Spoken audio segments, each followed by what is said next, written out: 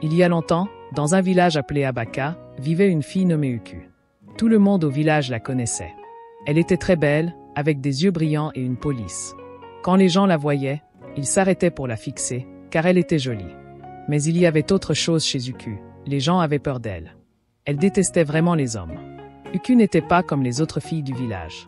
Elle ne riait ni ne souriait à personne. Elle avait toujours l'air sérieuse et, quand les hommes essayaient de lui parler, les choses allaient mal. Elle ne les laissait pas s'approcher d'elle. Si quelqu'un essayait, elle les battait jusqu'à ce qu'ils ne puissent plus la supporter. Les hommes du village savaient qu'il ne fallait pas s'en prendre à Uku. Certains avaient les yeux au beurre noir à cause de ses coups, d'autres avaient des bleus sur tout le corps. Personne ne voulait ressentir la colère d'Uku, même si Uku était belle. Les hommes la craignaient plus qu'ils ne l'admiraient. Tenez-vous loin d'elle. Ils se prévenaient les uns les autres. Elle n'était pas comme les autres filles. Les gens murmuraient son nom comme si c'était un avertissement. Et donc Uku vivait dans le village. Magnifique mais redouté de tous. Un jour, Uku est allé au marché pour acheter de la nourriture. Le marché était animé, plein de gens qui parlaient et vendaient des choses. Uku s'effrayait un chemin à travers la foule, ne souriant à personne comme d'habitude. Elle a cueilli des légumes et s'apprêtait à partir lorsqu'un jeune homme, ne regardant pas où il allait, l'a percuté sans même y penser. La main de Uku a volé. Dans les airs. Elle a giflé l'homme. Fortement au visage. Le bruit de la gifle était si fort qu'il a arrêté tout le monde. Autour du marché, le silence s'est installé. Les gens avaient l'air choqués. L'homme était terrifié. Sa joue est devenue rouge, mais il n'a pas essayé de réagir. Il savait que ce n'était pas le cas. Ses yeux s'écarquillaient de peur. Il a rapidement baissé la tête et a dit « Je suis désolé. Je suis désolé. » Il n'a pas attendu qu'Uku dise quoi que ce soit. Il s'est retourné et a couru aussi vite qu'il a pu, disparaissant dans la foule. Les femmes du marché ont secoué la tête. Certaines ont chuchoté entre elles. Elle l'a fait. Encore une fois, mais personne n'osait rien dire à Uku. Il savait qu'il valait mieux ne pas la contrarier, alors le marché reprit son cours normal. Mais la peur d'Uku s'intensifia encore davantage dans le village d'Abaka. Beaucoup d'hommes voulaient épouser Uku, même s'ils avaient peur d'elle. Ils ne pouvaient s'empêcher d'admirer sa beauté. Certains pensaient que si j'étais gentil avec elle, elle m'aimerait. D'autres pensaient qu'il pourrait la changer et la rendre douce à nouveau, mais ils avaient tous tort. Un par un, les hommes sont venus à Uku. Ils ont apporté des cadeaux, ont dit des mots doux et ont essayé de gagner son cœur, mais Uku n'était pas impressionnée. Elle a vu clair dans leur ruse. Chaque fois qu'un homme essayait de s'approcher de trop près, elle le battait violemment. Il quittait sa maison avec des bleus au visage et certains l'ont même supplié de lui pardonner. Mais Uku n'a jamais fait preuve de pitié. Même l'un des chefs du village pensait que son fils serait différent. « Elle n'oserait pas toucher mon fils », dit-il fièrement. Le fils du chef est allé à Uku souriant et pensant que son statut élevé l'impressionnerait. Uku ne se souciait pas de qui il était. Lorsqu'il essaya de la charmer, elle le frappa si fort qu'il en perdit 2 dents. Le fils du chef revint à la maison avec le visage tuméfié et des dents manquantes. Il pouvait à peine parler. Le chef était en colère, mais savait qu'il valait mieux ne pas défier Uku. À partir de ce jour, les hommes du village savaient que, peu importe qui ils étaient, Uku ne les laisserait jamais s'approcher sans se battre. Les hommes du village en avaient assez d'être battus par de tels chukus. Les histoires de sa force et de sa férocité se répandirent partout. Les anciens du village commencèrent à s'inquiéter. Pourquoi Uku se comportait-elle ainsi? Ils se demandèrent les uns aux autres, elle est forte, mais pourquoi? Déteste-t-elle autant les hommes? Les anciens décidèrent qu'il était temps de parler à Uku. Ils la convoquèrent sur la place du village où tout le monde pouvait voir des gens rassemblés pour observer les hommes, les femmes et même les enfants. Les enfants vinrent voir ce qui allait se passer. Ils étaient curieux de savoir ce qui allait se passer.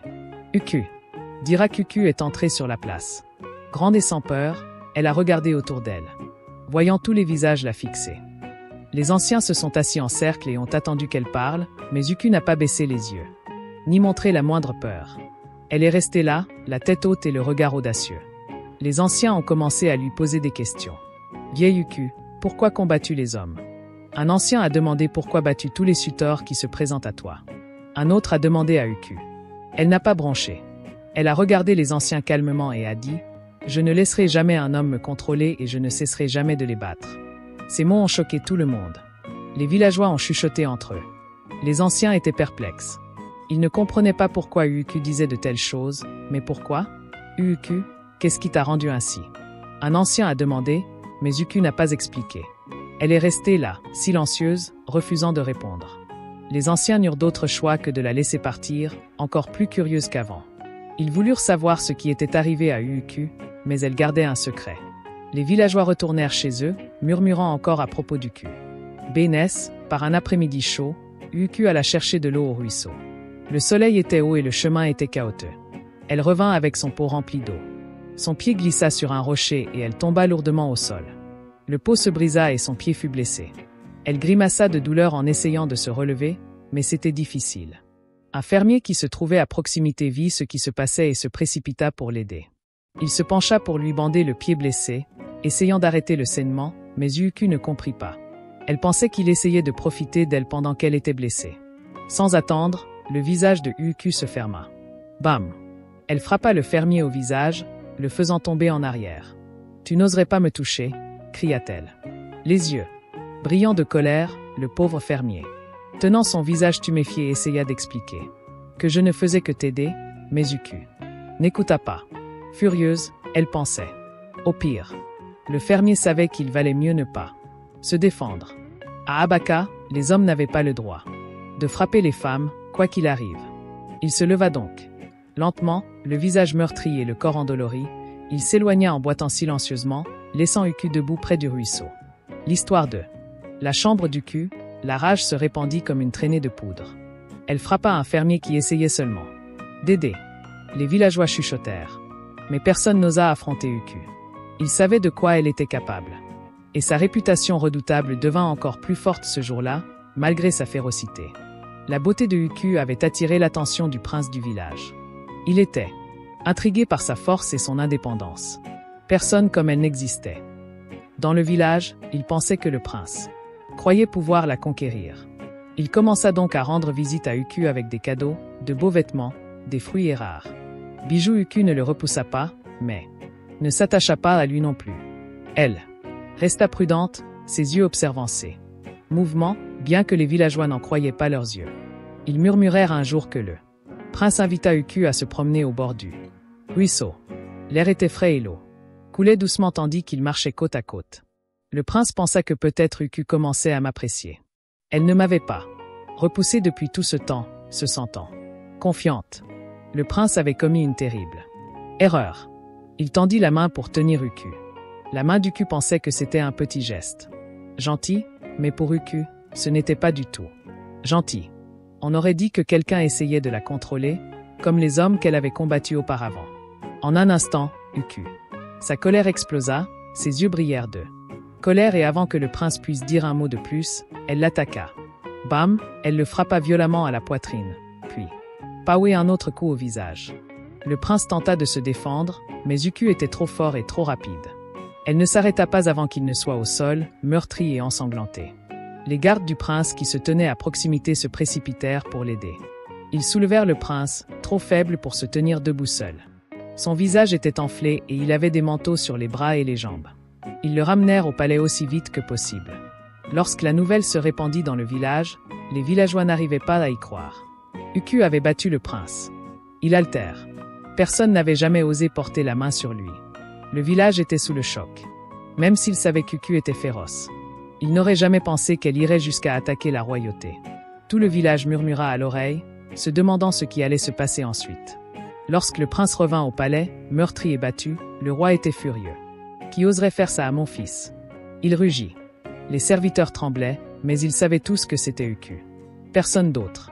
Dans le village, le courage de porter la main sur le prince se répandit.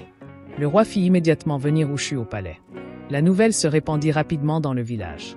Tout le monde se précipita au palais, impatient de voir ce qui allait se passer. Comment Uku répondrait-il au roi? On murmura que la cour du palais était remplie de villageois attendant l'arrivée de la jeune fille féroce. Quand Uku apparut enfin, elle entra dans la cour du palais, la tête haute. Les gens la regardèrent, se demandant si elle aurait peur, mais Uku n'eut pas peur. Elle se tint droite devant le roi, ses yeux audacieux et inflexibles, comme elle l'avait fait avec les anciens du village. Le roi, assis sur son trône, regarda Uku avec des yeux de braise. « Pourquoi as-tu attaqué mon fils ?» demanda-t-il. Sa voix résonna dans la carte, faisant frissonner le villageois, mais Uku ne broncha pas. Elle resta silencieuse, son visage dur et ses yeux remplis de colère et de douleur. « Parle, jeune fille !» Le roi cria de nouveau. Mais Uku ne dit toujours rien. Elle garda le silence. Sa bouche se ferma, son cœur battait fort dans sa poitrine. Les villageois se penchèrent, attendant d'entendre ce qu'elle allait dire, mais Uku garda ses raisons cachées, refusant de s'expliquer. Elle se rendit au roi. La fureur du roi grandit. « Comment oses-tu rester silencieux devant moi ?» Elle cria, mais Uku resta immobile comme une pierre, son secret était fermement enfermé en elle. Les villageois commencèrent à murmurer entre eux, se demandant pourquoi Uku avait fait ça. Mais personne ne connaissait pour l'instant la raison d'Uku. Elle restait enfouie au plus profond de son cœur. Le roi devenait de plus en plus furieux. Elle pressa Ushu de nouveau. « Pourquoi as-tu blessé mon fils ?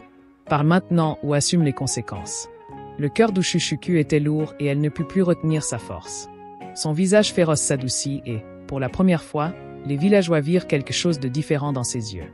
Des larmes de douleur montèrent et sa voix trembla lorsqu'elle commença à parler. « Mon père, l'homme censé nous protéger, n'était pas gentil, dit-elle à voix basse. » Mais plein de douleur, les villageois se penchèrent plus près, s'efforçant d'entendre les yeux d'Ushushuku se remplir de larmes tandis qu'elle racontait l'histoire qu'elle avait gardée enfouie si longtemps. « Il battait ma mère tous les jours, il la traitait comme une esclave, criant après elle, la poussant. Elle était partout et chaque fois qu'elle essayait de parler, il la menaçait, il levait la main et elle se taisait, trop effrayée pour dire quoi que ce soit. La foule était silencieuse, suspendue à chaque mot. La voix du Shuku se brisa alors qu'elle continuait. Un jour, ma mère était enceinte. Il y a eu une petite dispute. Quelque chose de si insignifiant, mais mon père a perdu son sang-froid.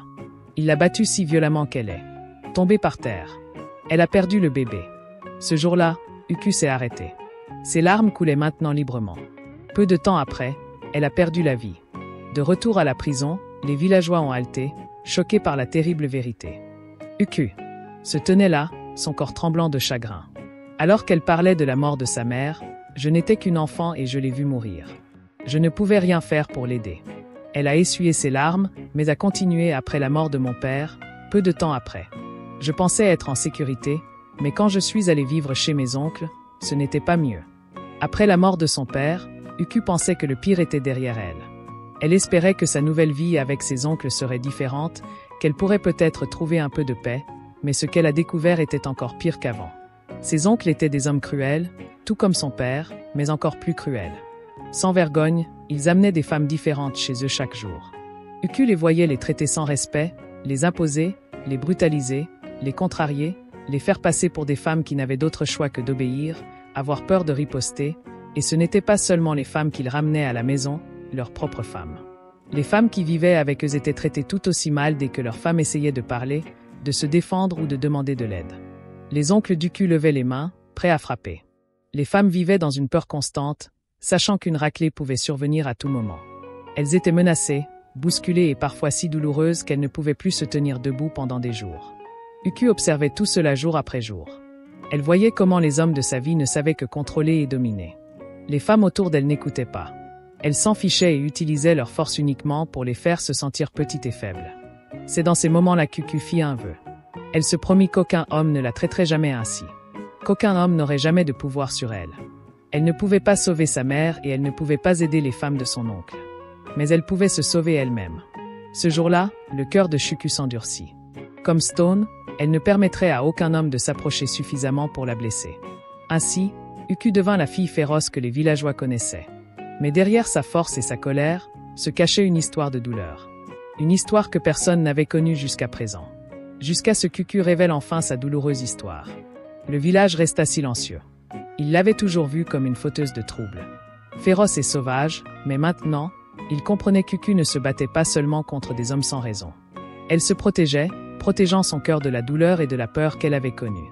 Toute sa vie, les hommes du village, surtout ceux qui avaient ressenti de telles souffrances, baissèrent la tête de honte. Ils comprirent que la force d'Uku provenait d'une profonde souffrance.